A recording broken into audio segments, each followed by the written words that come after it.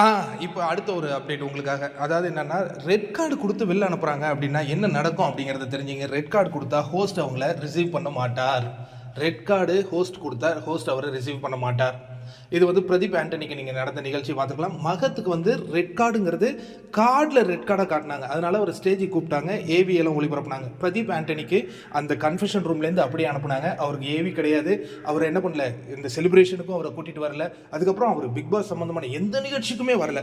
அதே ஒரு நிகழ்வு விஜய் பாருக்கும் கமருதீனுக்கும் நடந்திருக்கு.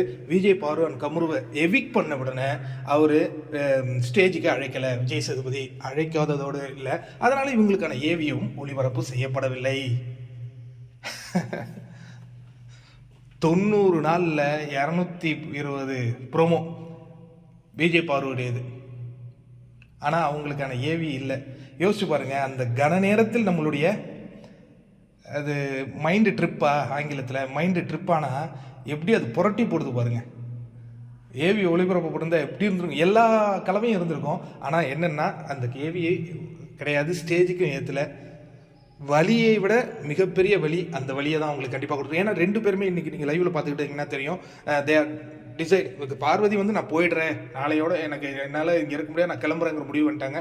கமருதீன் தொடர்ந்து அழுது கொண்டே இருந்த காட்சிகளையும் நம்ம லைவில் இன்றைக்கி பார்த்துக்கிட்டு இருக்கோம். இப்போ இந்த நிகழ்ச்சி நடக்கிறது, அதான் லைவில் வர்றது நேற்று நடந்து தான் நம்ம பார்த்துட்டு இருக்கோம் இல்லையா. இன்ற நிகழ்ச்சி நம்ம பார்க்குறது வந்து இப்போ ஷூட்டில் நடக்கிற அந்த நிகழ்வுகள். எவ்வளோ பேருக்கு இது ரொம்ப கஷ்டமாக இருக்குது, எவ்வளோ பேருக்கு மகிழ்ச்சியாக இருக்குது. அவங்க 2 பேரும் மேடை ஏற்றல, ஏவி கொடுக்கல அப்படிங்கிறத பற்றி.